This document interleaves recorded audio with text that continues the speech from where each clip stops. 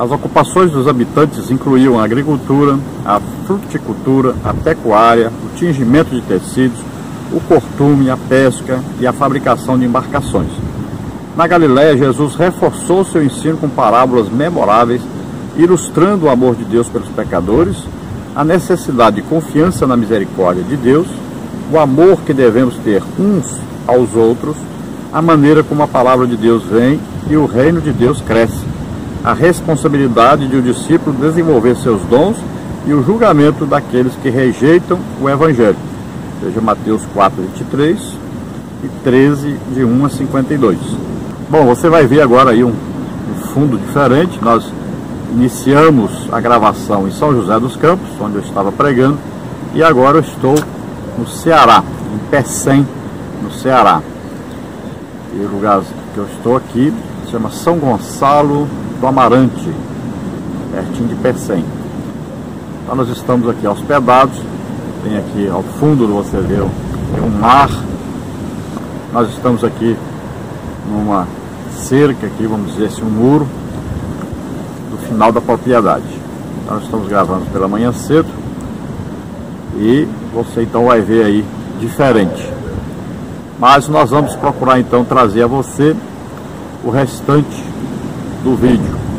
Então nesse trimestre você vai precisar estudar um pouco sobre a geografia, né, de todo Israel.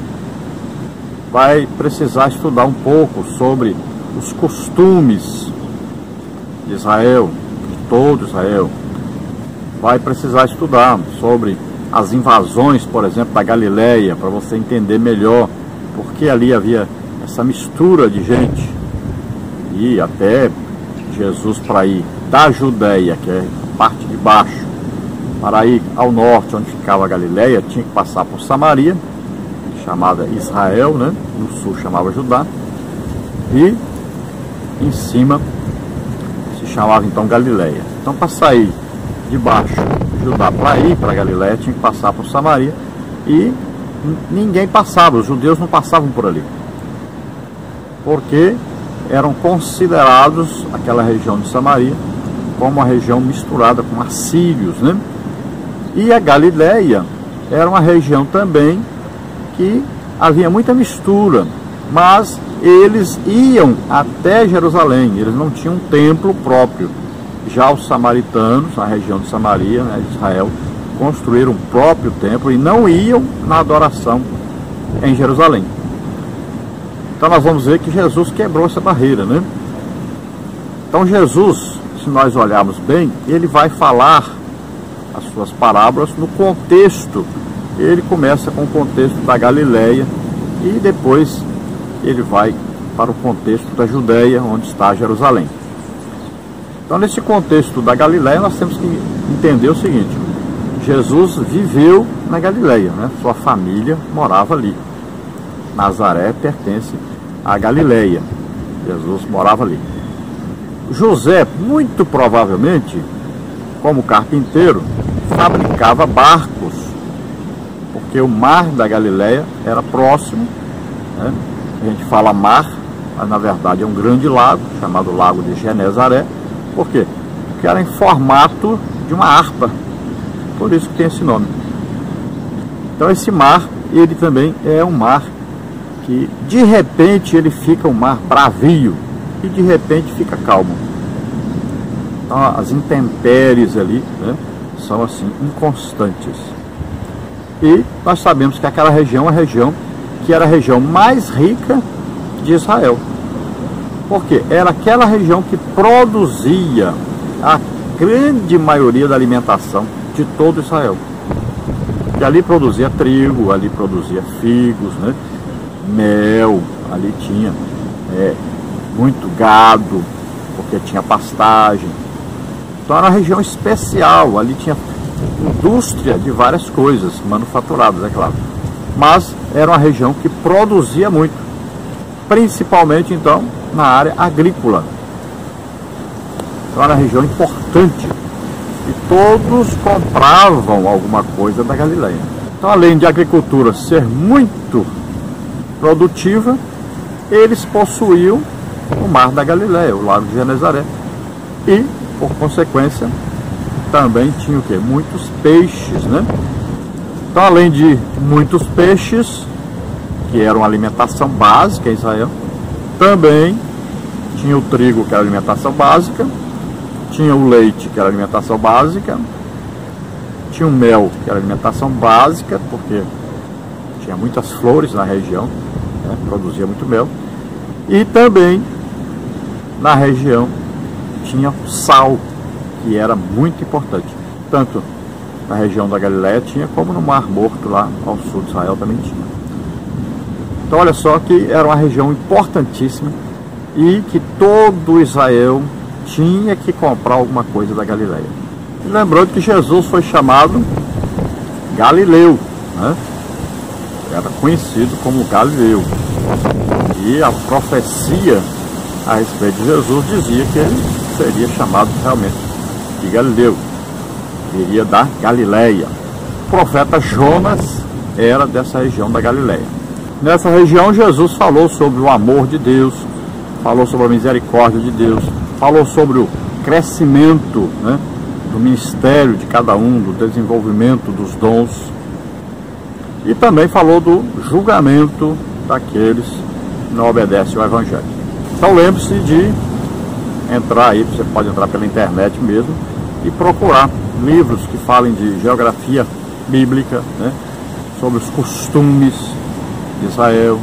Então é importante você pegar e estudar um pouco isso. Vamos ver então aí o subtópico 2, que diz o seguinte. Então no subtópico 2, Jerusalém no tempo de Jesus. Jerusalém é uma das mais antigas cidades do mundo.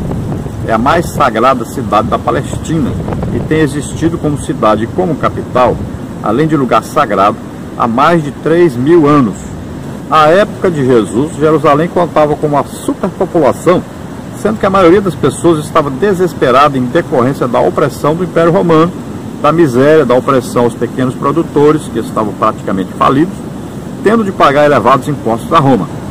Nessa época, grande parte da população dependia de esmolas do templo. Enquanto o povo comum estava vivendo em situação de extrema pobreza, padecendo por terríveis privações, os grandes produtores, os grandes comerciantes e as famílias mais abastadas estavam satisfeitas com o sistema vigente, controlado pelo governo de Roma. Diante desse contexto, o povo judeu aguardava com ansiedade o Messias que viria em glória, conforme profetizado por Zacarias 14:4, conquistada pelo rei Davi. E, mais antiga que ela, existe em outras cidades, é claro, né? Por exemplo, Damasco, na Síria, né? Então, existem outras cidades mais antigas. Mas Jerusalém, com a sua importância, não tem nenhuma cidade que pode superar Jerusalém, porque Jerusalém é considerado o centro do mundo. Se Jerusalém está em paz, então isso traz paz para todos os cristãos do mundo inteiro. Então a influência é muito grande. Quando Jerusalém está trazendo muitos dos seus filhos, né, seus descendentes judeus, de todo mundo para lá, então são profecias sendo cumpridas. Então tudo que acontece ali é um relógio, é um termômetro. Tudo tem a ver com a volta de Jesus. Tudo tem a ver com o que está escrito na Bíblia para nós. Então é importantíssimo. Esta cidade hoje está aí dividida entre árabes, né, e judeus, e é claro, os visitantes do mundo inteiro. Recentemente nós sabemos que o presidente dos Estados Unidos, né, passou de Tel Aviv, que é a capital oficial de Israel, passou de lá a embaixada americana para Jerusalém.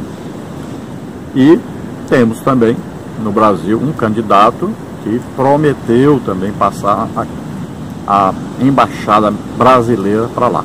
É uma cidade importantíssima, Jerusalém, e você deve procurar nesse trimestre estudar bastante sobre essa cidade. É uma coisa interessante que a Bíblia fala para nós, que nós devemos orar por Jerusalém, nós devemos orar pela paz em Jerusalém, devemos interceder a Deus por Jerusalém. Então sempre que você puder, faça isso. Ore pelos judeus, por Jerusalém, interceda a Deus, pedindo ali que haja paz ali. Então o contexto em Jerusalém, a gente tem que saber que Os pobres eram muito pobres e os ricos eram muito ricos. E a classe sacerdotal era muito rica porque arrecadava dinheiro tanto de Israel quanto de todas as nações, porque vinham prosélitos, né?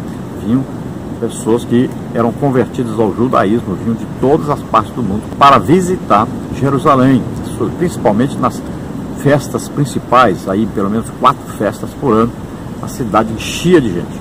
Alguns acreditam que naquela época, por incrível que pareça, acontecia de aparecer 500 mil pessoas ali em Jerusalém, em torno de Jerusalém. Olha só que coisa incrível. Outros já acham que é menos, alguns falam em 100 mil, 200 mil, né? Mas nós devemos lembrar que sempre houve judeu espalhado no mundo inteiro. Então é muita gente. E além de que, além daqueles que não são judeus, não são descendentes de judeus, e que vão para lá. Hoje, por exemplo, cristãos do mundo inteiro vão lá visitar Jerusalém. E devemos nos lembrar que Jesus, quando vier no final da grande tribulação, ele vai descer ali em cima do Monte das Oliveiras, exatamente em Jerusalém.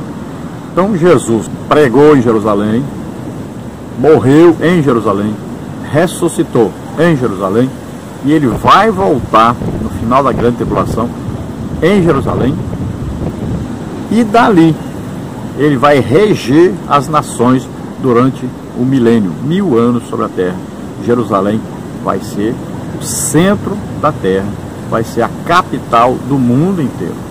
E devemos nos lembrar que nós, ao sermos arrebatados, iremos morar, mas é na Nova Jerusalém, a Jerusalém de cima. E durante aí o milênio vão haver 2 Jerusaléns. Uma Jerusalém terrena, Jerusalém de baixo, e nós estaremos na Jerusalém de cima, que é a nossa casa. Jesus disse: eu vou preparar para vocês morada, quando estiver pronto eu volto e vou buscar vocês, para que onde eu estiver vocês estejam também. Então ele busca a igreja no arrebatamento e nós vamos morar na Nova Jerusalém. Então você está convidado a estar conosco nesse dia lá, dia do arrebatamento. Todos estaremos reunidos lá para as bodas do Cordeiro. Será uma grande festa.